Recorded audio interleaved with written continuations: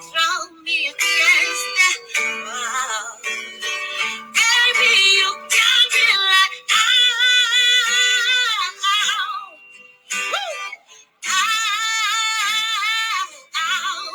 don't you stop loving me. Don't quit loving me. Just stop loving me, yeah. And then just to get close to you. And I'll run for miles just to get the taste. So Kiki is a proud mom. Her first son has graduated. Graduated. Congratulations. I'm proud of you, she says. She added his best. Anything that happened to you. Yep. And marriage is like, okay, when the marriage is over, okay, it's over. You don't have to do that to nobody. Right. That's not no place. Look at him. He worked out. He think he's special and shit. All his stuff is way too tight. I don't understand it. Like, it's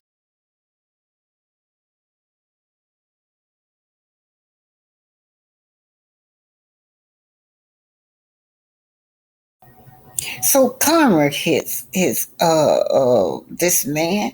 Look at the kind of dinners when he were having with his wife. Now he's having this dinner where he was with his wife at the time. They just going out casually dating. Nothing expensive, but it still looks upgraded compared to the rut that he's in. He's stuck with coleslaw, you guys. This man him and coleslaw look like trash. Now, I really think that they paid somebody to take them pictures. They pretending like, somebody to put the picture up there like as if they celebrities and they just taking pictures of them because they're a celebrity. He and Arion, but look at how Arion is dressed. Look how Martel is dressed. They stuck with each other. Back to Terry Hts he go. He's right there in Terry Hts. He said he was afraid to go back to Terry Hts. Well, that's what she said. But this man and his bed bug are located in Terry Hts. So that's the most she's gonna get out there. Yeah. Yeah, what is it that the Golden Corral? Probably the all you could eat buffet. I mean, there's nothing wrong with it. But when you say you're a millionaire, you say you're a celebrity, something is wrong with this picture here with the way both of them are dressed. They no longer live off of Melody money anymore. So they looks like they own a Goodwill budget. When they were living off Melody money, they both looked good. This girl, bed bug, everybody thought she was cute. She had her hair always was done, her outfit, her clothes was always nice. Martel always looked fresh and clean. Well, she found out. She found out that he is not the brains. She found out that he is not the money maker. Just look at him, y'all. Just compare these two dinners and what it looked like. Just as different as day and night. Here, Melody and Martel going out on a double date with Destiny and her husband at the time, looked Barracks. But back to Terry Hts, you won't. Karma has hit you, and you would never ever get it, do you? You still with this same woman that you broke that marriage up with. How can you be blessed? You guys, I never would be blessed. No, you're not going to be blessed. You're not going to get wealthy as long as you with this woman. Let me tell you something, Martel. That's your wife. You need to just go ahead on and marry her, and both of y'all stay on down there and Terry Hts. Look at how Melody looks and dress. Look at how he dressed. Just as different as day and night. Now he's stuck with Bud. Well, they stuck with each other. They're not happy, you guys. You can look at them and tell they're not happy. And he looking over there at bed, bud. She looking like a darn linebacker. Martel is keeping his body together, but she's not keeping her body together. She never counted on old age. Yeah, a lot of women's like myself, we just gain weight when we get older. That metabolism slow down. But they have had to go to dinner, y'all. They are down in the projects. They down there having dinner in the projects. There's nothing wrong with it, but it's something wrong with it when you're Martel. Bedbull said Martel said he was scared to go back to Terry Heights, but you're back down there. Karma has hit you. You can't do no better. You would rather have you a woman that like Melody. You would rather a woman with all this beauty and class and brains and financially stable. That's what you want. That's why you went over there to Sheree, but Sheree tricked you. She looking for the same thing you looking for, and that's for somebody that's financial stable, and it's not you. So you had to go. But look at this, you guys. Martel is stuck with Bib, the woman that he cheated on with his wife. Yeah, back to Terry Hts you go. Now look at them. When they live off of her money, they looked good. Martel, all fresh looking when he was living off of Melody money. She would be all dolled up, had her hair fixed, had her face. We didn't even know what she really looked like because she's always behind those filters. But anyway, you guys, look at the difference between those two. I'm telling you now. Back to Terry Hts, they are. Both of them. Some people that are going to put y'all to. Now, Desitny really said that this girl was fired. We come to find out that was a lie. She also claimed that Sunni has done this before. Her friend said this. But the bottom line of it, Desitny is envious and jealous over any woman, I believe. And she's definitely jealous over Mel. Now she's jealous over Sunni. Yeah, sure. As best friends. Sure. Yeah. As best friends. Yeah. Desitny mentioned recently, oh, you even came to this and this and that, and you sat next to Moses. And I'm thinking, that must be an important, something about her birthday party, and you sat next to Moses. How was the seating arrangement determined when you arrived to her birthday party? Because she made that that was a strong point. I don't know where she was going with it, but sure. I mean, I think it's just because it's the whole thing that she introduced us. I get it, right? Like, dang, I introduced him to his wife. You know, I get it. Like, why you would feel away again? I'm not saying that as a woman you shouldn't feel away. However, to go and make lies and go and try to defame my character, my work reputation, you're going low as you can go. It was a round table, like a big round table. okay. Not the one where you're like sitting right here like me, you just sitting right here. It was a round table. I don't even recall sitting next to those. I thought it was her and then him.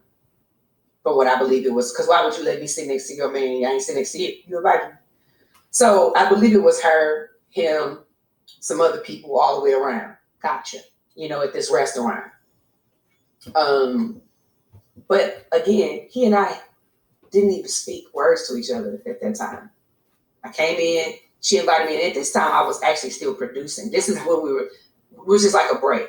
This was actually while I was still on the show. So I'm like, okay, this is a chance for me to get to know her as my talent, and kind of like fill her out, just see what she got going on, stuff I could take back for story and whatever. Like, it wasn't like, you just called me and it's after the show. Like, this was a work relationship. You invited me to your birthday dinner. Yeah. Like, I didn't think that was like, you should have went there. I know that. I was there, but it's like, talking about, I thought now I would have not went to that little party. yeah, I'm gonna order DoorDash. No, ma'am. And then the whole, just also like the whole, you booked me for this show because you wanted to manage me. let's clear up why the Monica show. Okay, let's talk about that. Because that keeps getting mentioned. I completely forgot about it. It's just so much. Go ahead. First of all, I also book Mel. Okay. So it wasn't just about this one person. It was me seeing how I could help these ladies in their music careers, right? I'm like, okay, this would be a good opportunity. I could make this happen for St. Louis. And it's a sold out show. You know, Monica's a successful artist. And I was also creating a story. Okay. However, we didn't get to pick that up because we had already maxed out our traveling opportunities for that season. So it didn't get filmed, but I had been pitching it for a while. What story? I want to be clear. You said you were creating a story in a like I was basically bringing that opportunity for them to open up, right? On the show and showing them doing their music career, something else besides whatever was going on. Like y'all get to be y'all artists. Okay, here, go perform for Monica in a sold out show. Let's see how the fans react. Let's see y'all do y'all thing on TV. So that's how I was coming as a producer to create that, and I wanted to bring it to St. Louis. Yeah, that was my goal. Yeah. Bringing the show to St. Louis. That's always been my goal. And so that was that thing. And so it was like, oh, you did it for the... I did it because I thought it was a good look all the way around. These ladies get to open up. Yeah. It helps their music career. It's a good content for the show. And you're doing your damn job. And I'm doing my job as I'm a segment producer. I create story. Am I supposed to just sit back and... I don't know. Like, you can't... Listen... You can't win for losing sometimes for helping people. You sure can, because they'll use it as like, it's like, oh, you did it because of, well, no, I just did it because, and they're like, oh, wait, you say you paid things and it shows that you was a friend. No, I had like that. It ain't no problem. If I could help, I help a stranger. I'll buy meals for people. I'll be behind somebody be behind me and I pay for that meal. Yeah. That's the type of person I am. And they won't even know. And I just walk out like, that's fine. You can't win for losing. You can't. It's like, if I'm kind to you, you're going to weaponize it as you were my friend. You betrayed me. If I don't do shit, I'm an angry black woman. I ain't never did nothing to help them. We can't ask to have black women at the table. So let's talk about that, you guys. What we just heard is envy and jealousy, right? Now, Melody reached out and brought her on the show. We're talking about Destiny now, and she's still back on the show. But the one time that someone reached out to help Melody out, she gets mad. Envy and jealousy, y'all. Because she resented it. It was so much resentment in there. And she did not appreciate Sunni at that time.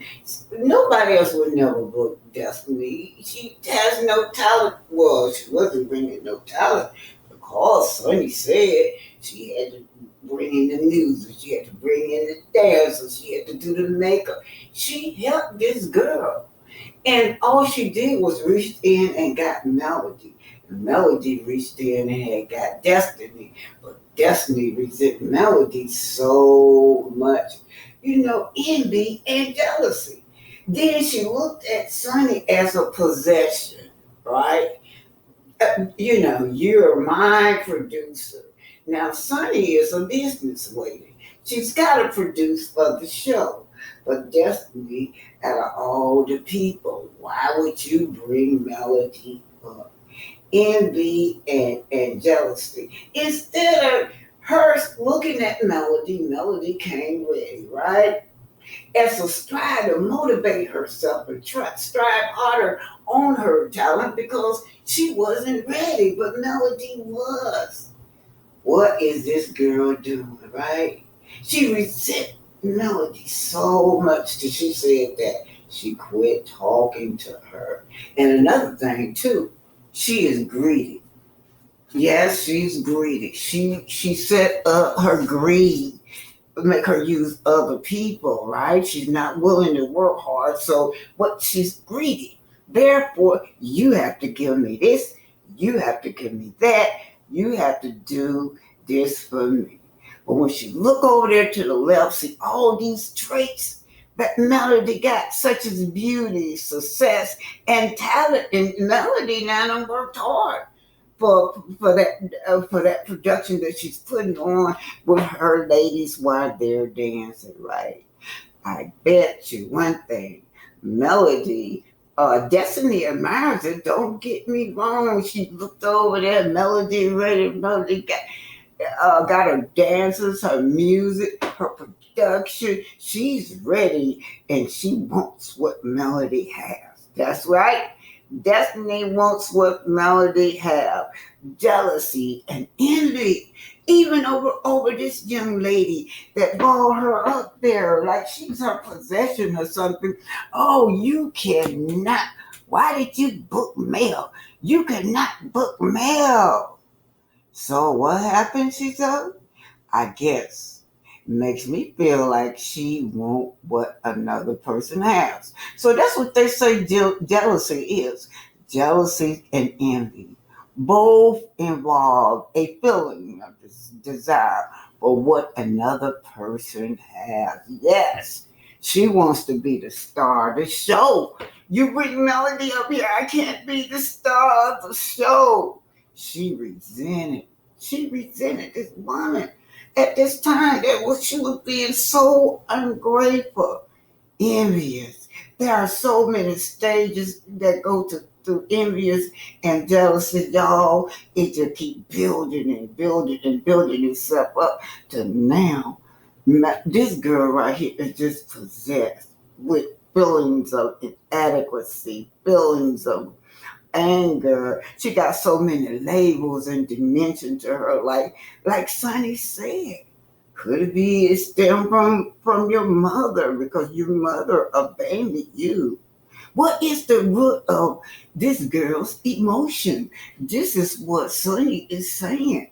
I like this part of Sunni because this shows us the real Sunni, the intelligent part of Sunni now. When she's on Love and Marriage Huntsville, they don't want that part of her. So what she has to do, operate in her lower self.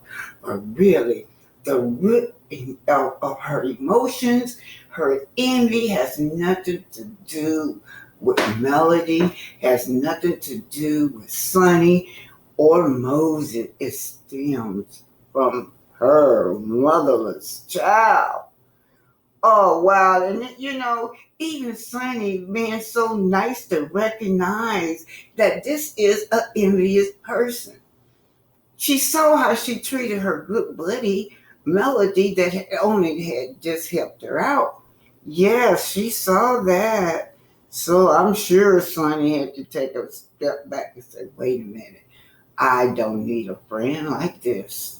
If you're going to weaponize their femininity and their kindness against them and loop them into this spider web of now you are held prisoner to me and only me. And then I have to say this because it goes into some of the things, the red flags that I saw. I can see through a lot of things. I've dealt with so many different kinds of people. I can peep it from the job. I could peep what you on. And I don't fall into webs no more. I did that when I was in high school. But just how she got mad at me when she found out that I booked makeup. And this was like, have you shared this before? I don't know. There go that envious and jealousy. Envious, jealousy, that emotion is dangerous. And then ungratefulness for her producer for getting her up there on the stage. Ungratefulness for everything Sunni did to put her on that stage, man. Let's go. Envy and jealousy. Action. She wouldn't answer my calls. She was upset. Let me take it back working a little bit, Let's take it back just a little bit, okay. You are held prisoner to me and only me. And then I have to say this because it goes into some of the things, the red flags that I saw. I can see through a lot of things. I've dealt with so many different kinds of people. I can peep it from the job. I could peep what you on. And I don't fall into webs no more. I did that when I was in high school. But just how she got mad at me when she found out that I booked makeup. And this was like, have you shared this before? I don't know. Action. She wouldn't answer my calls. She was upset.